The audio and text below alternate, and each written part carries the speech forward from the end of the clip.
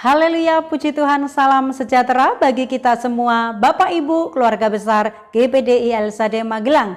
Rise up, bangkit, bergerak, berdampak. Mari kita terus bertumbuh dalam pengalaman dan pengenalan kita akan Tuhan melalui kebenaran firman Tuhan yang akan kita renungkan hari ini. Kita sampai pada bacaan Ayub pasal 9. Saya akan membaca ayat 1 sampai 3, kemudian lompat di ayat 11 sampai 15. Demikianlah bunyi firman Tuhan. Tetapi Ayub menjawab, "Sungguh aku tahu bahwa demikianlah halnya masakan manusia benar di hadapan Allah. Jikalau ia ingin berperkara dengan Allah 1 dari 1000 kali, ia tidak dapat membantahnya. Apabila ia melewati aku tidak melihatnya, dan bila ia lalu, aku tidak mengetahui. Apabila ia merampas, siapa akan menghalanginya? Siapa akan menegurnya? Apa yang kau lakukan? Allah tidak menahani murkanya. Di bawah kuasanya para pembantu Rahab membungkuk. Lebih-lebih aku, bagaimana aku dapat membantah dia? Memilih kata-kataku di hadapan dia. Walaupun aku benar, aku tidak mungkin membantah dia. Malah aku harus memohon belas kasihan kepada yang mendakwa aku." Puji nama Tuhan, saya memberikan tema renungan hari ini yaitu asumsi, ya. Baik, puji Tuhan, observasi dalam pembahasan ini tokoh tentu saja Ayub, dan peristiwa yang terjadi adalah Ayub menjawab pernyataan Bildad tentang Allah. Mari kita sama-sama menginterpretasi dalam pembahasan kita. Di tengah beratnya realita kehidupan dan juga pahitnya kenyataan, pengalaman hidup, peristiwa yang tidak baik itu terjadi di dalam kehidupan manusia, manusia bisa saja memiliki asumsi yang salah tentang Tuhan, ya. Asumsi, apa itu arti asumsi? Ya, asumsi artinya dugaan atau anggapan yang belum terbukti kebenarannya. Ayub sebagai manusia yang sudah mendapatkan pengakuan di hadapan Allah, dia adalah seorang yang jujur, seorang yang saleh, seorang yang hidupnya takut akan Allah. Namun Ayub ketika menghadapi pergumulan hidupnya, dia juga bisa mengeluh. Dia juga bisa memiliki asumsi yang salah tentang Allah. Ya, kalau kita membaca di dalam pasal ini, asumsi yang salah tentang Allah ini dapat menyebabkan Ayub juga jadi salah menilai tentang Allah. Ayub dan teman-temannya memiliki asumsi bahwa ketika orang itu hidupnya saleh, maka ia akan diberkati Allah tanpa ada masalah. Ini pemikiran yang salah, ya. Namun yang dihadapi oleh Ayub ini tidak seperti yang ada di dalam pemikirannya. Sudah hidup saleh, tetapi apa yang dihadapi, apa yang dialami, ternyata banyak kesulitan.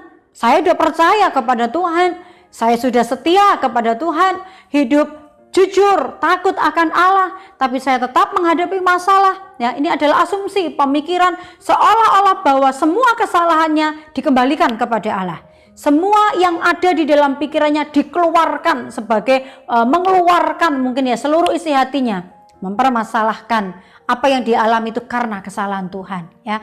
Memiliki asumsi yang salah tentang Tuhan. Asumsi Ayub tentang Allah dalam pembacaan ini adalah Allah itu, yang saya catat ya di dalam pembacaan itu, Allah itu seperti seorang penguasa yang bertindak sekehendak hatinya. Itu di ayat 15 sampai ayat yang ke-19.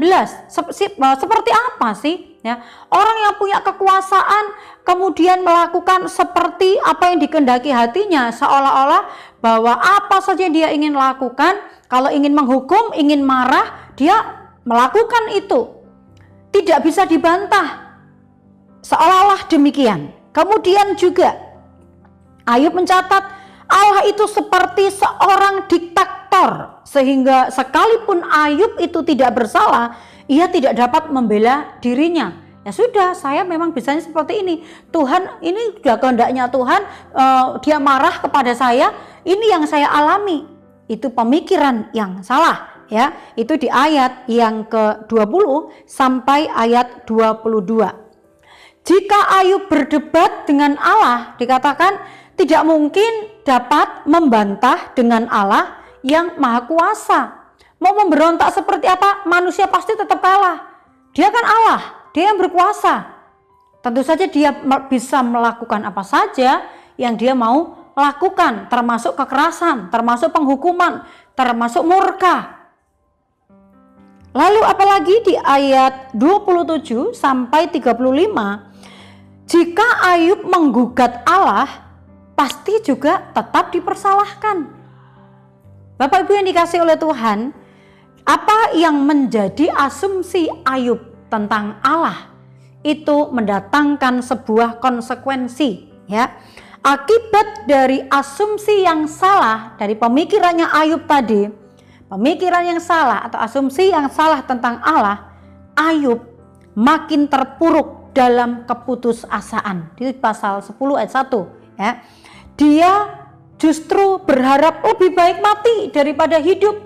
Lebih baik aku tidak usah lahir daripada saya hidup, ya, saya lahir hidup kemudian menghadapi sesuatu yang berat ini. Itu di pasal 10 ayat 18 sampai 22, ya. Jadi asumsi itu adalah pemikiran yang belum tentu benar. Jangan-jangan seperti ini, jangan-jangan seperti itu. Oh iya, saya mengalami ini ya karena Tuhan tidak adil, karena Tuhan itu tidak baik, karena Tuhan itu tidak mengasihi saya. Ini adalah ungkapan-ungkapan orang yang memiliki asumsi yang salah tentang Tuhan. Apa yang ada dalam pemikiran Ayub tentang Allah benar-benar salah. Asumsi yang keliru, asumsi yang salah, sehingga dia menilai salah tentang Tuhan. Asumsi Ayub hanya berdasarkan peristiwa buruk yang menimpanya. Karena dia hanya berpikir, saya sudah saleh, kenapa saya tertimpa perkara yang buruk? Saya sudah setia, kenapa saya harus mengalami pencobaan yang berat? Mungkin ini juga bisa terjadi, keluhan-keluhan itu keluar dari mulut kita, Bapak Ibu, ya. Tapi kita boleh belajar kebenaran firman Tuhan. Belajar dari pengalaman Ayub, mari kita belajar membangun iman dari kebenaran Alkitab. Kalau kita sering membaca firman Tuhan, membaca Alkitab yang isinya adalah tentang Allah, maka kita pasti akan mengerti. Kenapa sih Tuhan melakukan hal ini? Untuk apa Tuhan melakukan ini? Itu adalah mendewasakan iman percaya kita. Apa kata Alkitab tentang Allah? Allah itu adalah Allah yang baik. Dalam 1 Tawarik 16 ayat 34, karena Tuhan itu baik, mari kita bersyukur kepada Tuhan. Bersyukurlah kepada Tuhan sebab Ia baik, bahwasannya untuk selama-lamanya kasih setianya. Lalu Allah itu juga adalah kasih.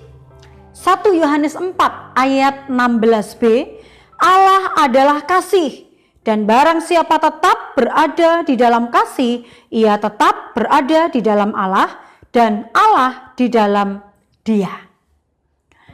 Allah itu adil.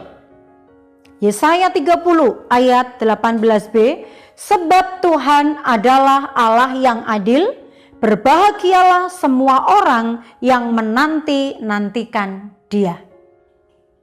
Kalau Alkitab adalah firman Tuhan dan mengatakan tentang siapa Allah, tentang siapakah pribadi Allah, bagaimana pribadi Allah, bagaimana karakter Allah, bagaimana Allah yang luar biasa itu memiliki kesempurnaan di dalam dirinya. Aplikasi dalam kehidupan kita, tetap mempercayai Allah atas segala perbuatannya, karena perbuatan Tuhan tidak pernah salah. Dia mengerjakan sesuatu mendatangkan kebaikan.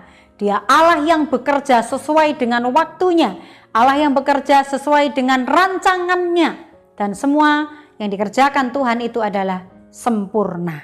Ya. Dalam menghadapi pergumulan, jangan bertanya, kenapa Tuhan ini terjadi pada saya, kok tidak terjadi kepada orang lain? Tetapi belajarlah, untuk apa Tuhan mengerjakan ini? Terima kasih, ini mendewasakan saya. Ya. Ulangan 32 ayat 4, gunung batu yang pekerjaannya sempurna, karena segala jalannya adil, Allah yang setia dengan tiada kecurangan, adil dan benar Dia. Puji Tuhan, Allah yang adil, Dia bekerja sempurna untuk memberikan keadilan kepada orang-orang yang percaya dan berharap kepadanya. Itu sebabnya Bapak Ibu yang dikasihi oleh Tuhan, mari kita belajar supaya di dalam pemikiran kita bukan asumsi-asumsi yang salah tentang Allah. Kalau kita semakin belajar firman Tuhan, kita akan semakin mengerti siapakah Allah, semakin mengenal siapakah pribadi Allah. Puji Tuhan. Tuhan Yesus memberkati. Terima kasih buat kesetiaan Bapak Ibu mendengarkan Renungan 79 setiap harinya. Dan apabila Bapak Ibu diberkati, kemudian ingin menyampaikan kesaksian karena menerima berkat rohani melalui pemberitaan firman Tuhan di Renungan 79 ini, atau ingin menyampaikan pokok-pokok doa tertentu, Bapak Ibu dapat menyalurkannya melalui chat WhatsApp 0813 274 288. Mari kita terima firman Tuhan ini dengan berdoa. Terima kasih Tuhan, kami bersyukur sebab kasih-Mu sempurna. Sekalipun kami seringkali merasa memiliki pemikiran-pemikiran bahwa Allah itu tidak adil, Allah itu tidak baik, tetapi hari ini kami kembali diingatkan, Allah itu sempurna. Dalam segala perbuatannya, Engkau mengerjakan rancangan-rancangan yang terbaik. Jagai pikiran kami, agar pikiran kami adalah pikiran-pikiran Kristus yang membangun kami, yang mengangkat kami menjadi pribadi yang terus mengasihi Tuhan dan memiliki kualitas iman yang terus bertambah-tambah di dalam Engkau.